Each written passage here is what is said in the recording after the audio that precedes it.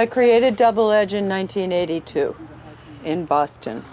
It was a feminist theater at first. We spent about 10 years going through Central Europe, exploring culture. And that led to a decision to leave the city, thinking that the city was part of a cultural obliteration. We decided to move to a rural area where we could work and be part of a community. I started with Double Edge well over 20 years ago when they were based in Boston. It seemed sort of a natural progression of the training, I believe, in some manner, of taking first the physical work and then the work of converting the farm into a theatrical place. Sort of was an extension of the work and sort of made everything much more concrete.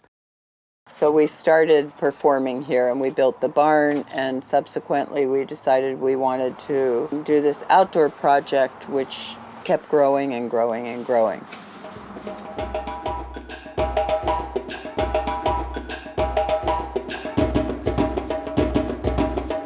The summer spectacle work we've been developing since 2002. The first year we did it, we did 3 performances. We had about 45 people come in total to all 3 shows. We used about 3 locations around the farm. Today we use about 9 locations around the farm. 3,000 people come throughout the summer. And there's very little separation between where the human element, the design element begins and where the landscape ends. The actors inhabit the trees. The design is integrated into the streams, into the hills. It's almost like an artistic permaculture. Typically during the day in this summer, we'll get together in the morning and see what needs to be done in the different spheres of the work. So there's the rehearsal, which are the priorities that we need to work on. And then there's also the different tech projects that need to happen, keeping the landscaping, which means setting up the different set pieces and props for the show. And then there's, of course, the cooking and the day-to-day maintenance.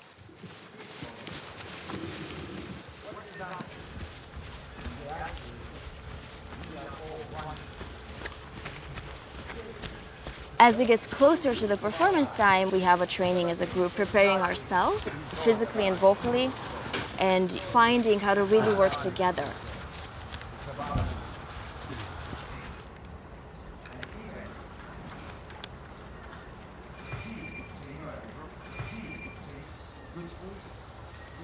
Through meeting your body as an entrance to your whole self, you're encountering what you don't know about yourself and about the people that you're with. The idea is to find the limits within yourself that often can be very specific and physical and other times can be more mysterious. The process for creating a new work at Double Edge Theatre is, for us, long. The training is our core for everything. Whether I'm a writer, a designer, a technical director, or an actor, or a singer, or a musician, the training is still the kind of baseline. And that holds everything together.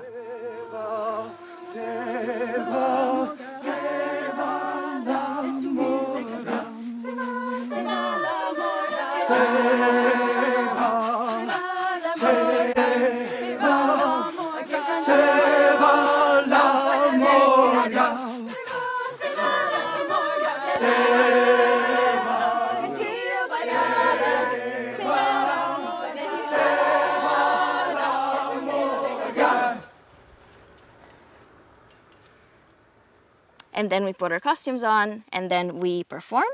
And after, which is very important to us, we also have an informal gathering with our audience, so we get to talk to them after the performance.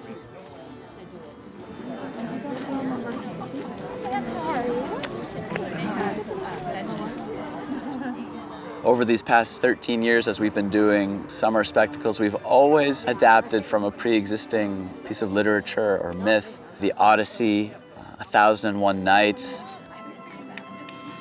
But finally, after many years of wanting to do a spectacle rooted in Latin American culture, specifically the work and history and culture of ensemble member Carlos, coming from Argentina, Once a Blue Moon is our first original spectacle.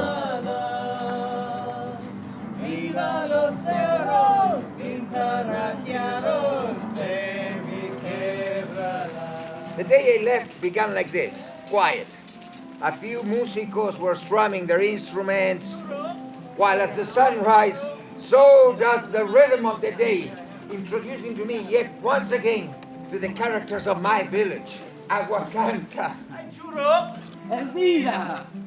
Once in a blue moon is something that happens once in a while. In Spanish, we would say cada muerte de obispo. The story is about this village and the characters of the village. Over there goes Selma Gutierrez, a woman that took to burying her. The theme, as I see it, is about memory, and the memory of this one person, played by Carlos, who's reconciling himself with his life. It's not about facts or like how it exactly happened, but about how he is remembering, embellishing, kind of reinventing the story of his relationship with his own memories of that village and those people. You and I are here today, gone tomorrow. But time marches on!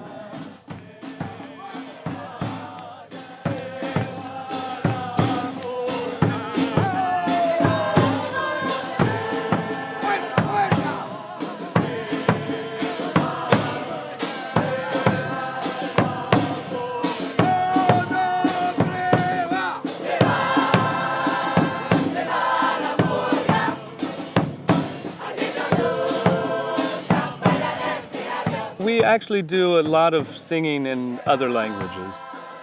In our other previous spectacles where we were doing the Odyssey, we were singing songs in Georgian and Greek. By singing and performing in different languages, we sort of are able to, to be more present in the rhythms. And it's not just sort of recreating or mimicking something. I think it's some way of embodying language and poetry.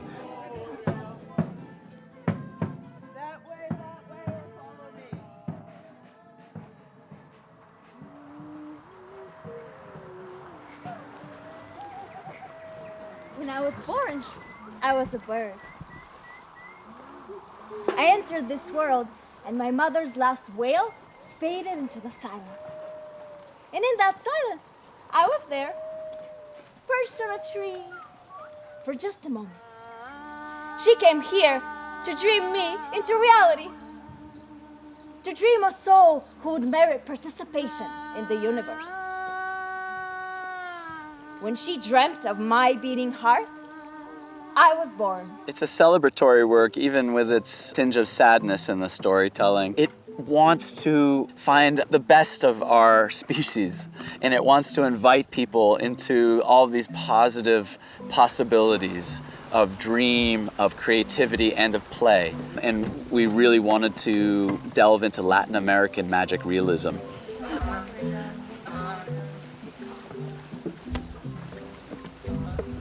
This is a river of time, where time is like a ship that has crashed against the rocks. My mother picked flowers.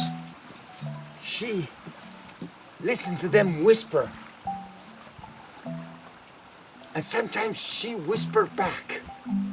My character, yes, it's me. I do have this sort of Latin American narrative in myself.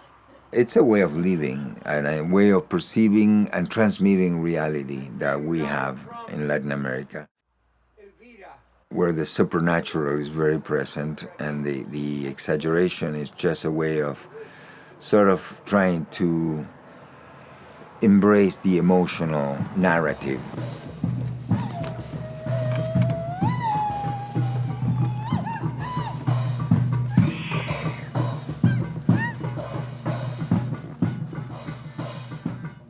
I welcome you to Las Senoras, and I have the pleasure to introduce you to the star of our cabaret, my friend, Melicio.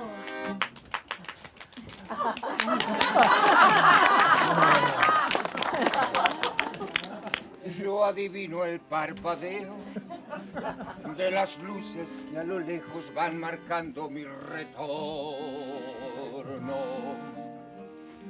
Oh, las mismas que alumbrarán con su pálido reflejo hondas horas de dolor. Y aunque no quise...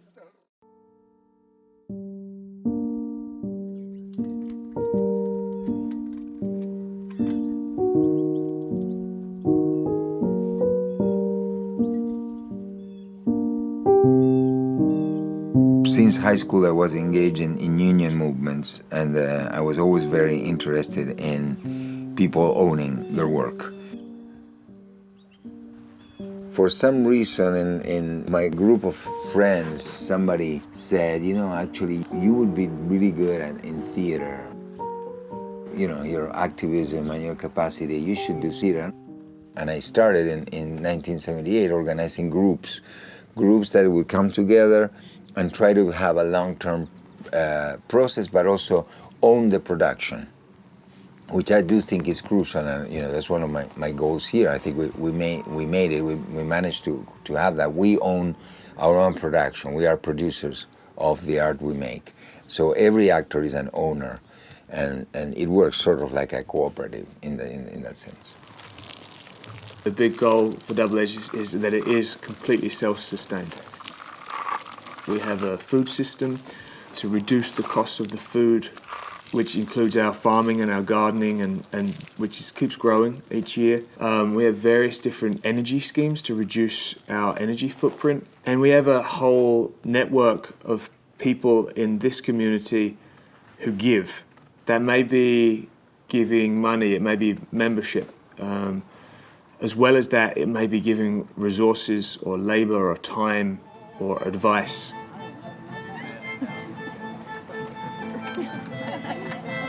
El sol se para mirarte, la luna darte su esmalte, jazmín hermoso florir,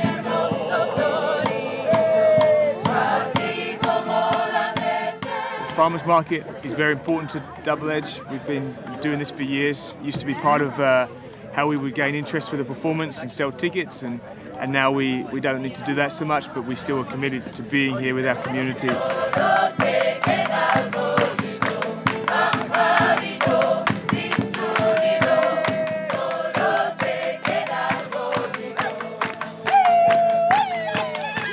Stacy has brought a very clear and articulate philosophy, what she has called living culture. And this idea of a culture where a community is animated by the work of the theater, by the work of the artists, where there is an exchange that is ongoing and porous between the community and the artists, that our daily lives intersect, and there are blurred lines between the art and the life.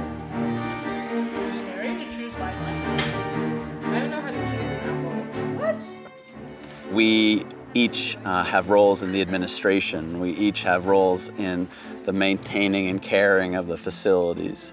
We have roles in the technical side and the design side and the actorly side. I think it's rooted in a vision that you can both create the right conditions to live and the right conditions to create.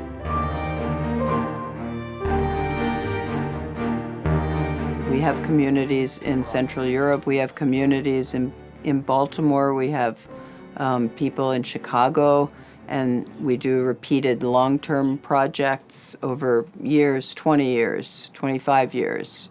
At the same time as we're doing that, we're also working on spectacles like in Norway, where we spent a month there and we developed the community by bringing people, by letting people see what we were doing, by working with people. And then the performance, which is kind of the feather on the cap of this kind of work. You see often actors that spend a lot of time waiting tables, and then they end up quitting, because the truth of the matter is that if you look at the numbers, the amount of people that want to be artists in the theater arena, 95% of those people cannot make it. So I think that if I'm going to be out, instead of waiting and waiting tables, I just try to create something that it can work, and it allows me to do my job as an actor and also function with the ethics and that I want to promote in a society, and to make decisions about the impact of my work in the culture that I'm immersed in. I had a very unique journey to Double Edge, although I would say everyone in the company, I think, has come here on a very unique path. I was looking for an artistic home where I could really focus on my art, where I could focus on my relationship and my curiosity about how to work with community, where I could focus on what it meant to, be healthy, which for me was, how do you eat food that's grown? How do you maintain some form of, physical practice? How do you maintain a connection to your art? And with the combination of the lifestyle at Double Edge as well as the training practice, I do feel like that's been, the core of my sustainability. It's like a savory rice pudding. I am from Bulgaria originally, and 7.5 years ago, I came for my first workshop here. And I didn't know what it was because I was trained as a dancer, and it wasn't dance, but it was very physical. And I was just so curious about how could that be theater, because I related theater very much to text. So I came back right after for a 3-month student program here, and then I ended up doing a 2-year apprenticeship, and then I joined the ensemble in 2011. The widow. She was a self-trained alchemist. Magic can be a dangerous temptation, little one. I think you can be out there a little sooner, Milena. And I think you need to be cleaning your way to the side. I was a father at a very young age. And when I graduated college, it didn't seem like I should be a starving artist and be a father. Coming here and seeing that there was an approach to sort of ownership of one's conditions, to make one's own work over a long period of time, really drew me in. Because I was trying to figure out how to survive, support my son, and combine this with an artistic research, this offered a new model that I had never encountered before. Replace you for men. All right, you can let go. The men who work twice as hard. I ended up coming with a friend of mine, and we did a training one summer in 2005, I think, and that kind of blew my mind. Went back to London, became a fireman in London, and then someone gave me a call here and said, was I interested in coming back for a summer? So I did, and then I stayed. I started designing actually as an assistant here with one of Polish designers, Mira Aleksiun, and this was the process of gaining the responsibility in some sort of way. I put them on what I had painted down there.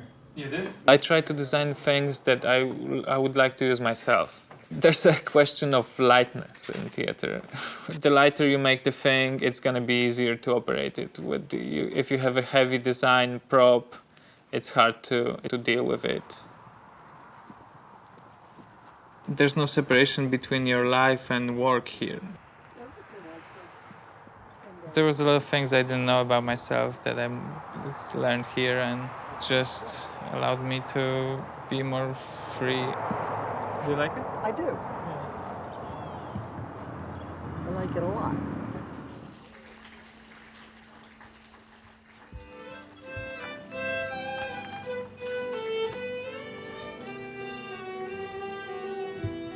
There's the performance that the audience sees. And then there's this other performance which the actors live. It's in the woods, it's in the stream, it's in the lake. It's all these very strange scenarios one would find themselves in to make this other performance that the audience see possible. Keep dropping! Keep dropping, man! Keep dropping! Timber! Progress is only accomplished by the man who actually does something! Keep dropping! Yes! I said keep dropping!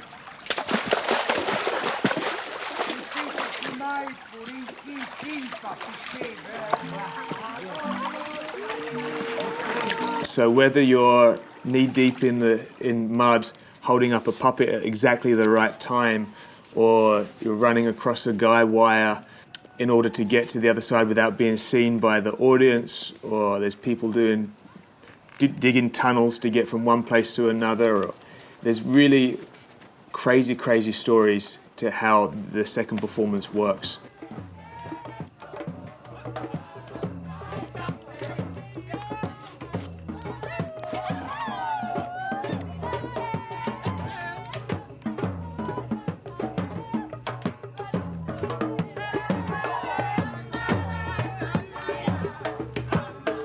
This type of work does not survive easily. It only survives based on a multiplicity of interactions. We see that in this relationship that's very powerful with our local, rural Hilltowns community. The community aspect of this place and this work is very important to us. I think it's at the core of what we do. I think of it as something very ancient. This very basic idea that people can work together and create something larger than themselves if they put their efforts together.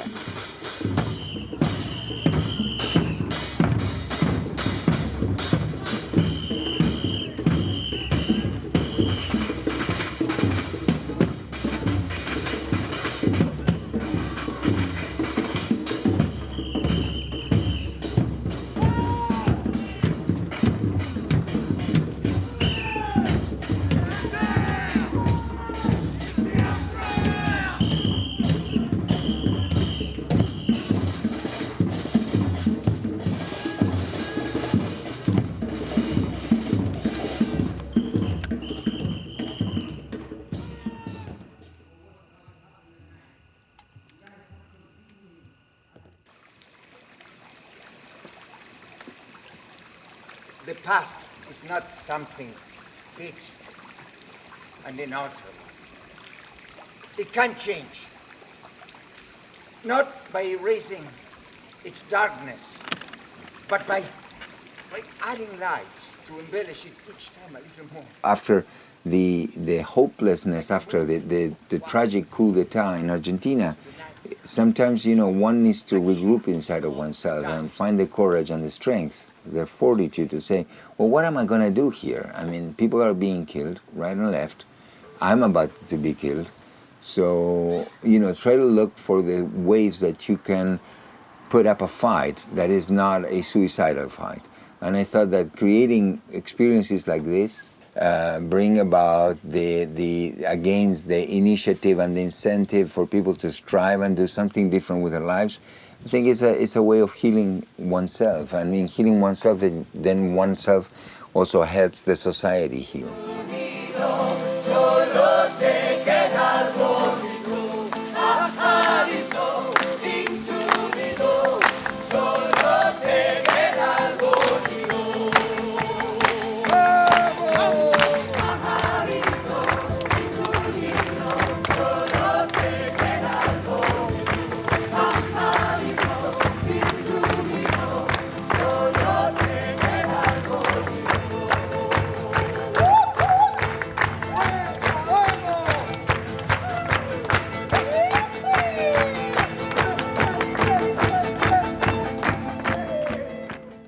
If I had some advice, I would say look into how you can produce your own work, and then how can you get together with people that are in the same boat and do something together. And also I think you need to gather courage, because everything will tend to appear as impossible, but it is possible.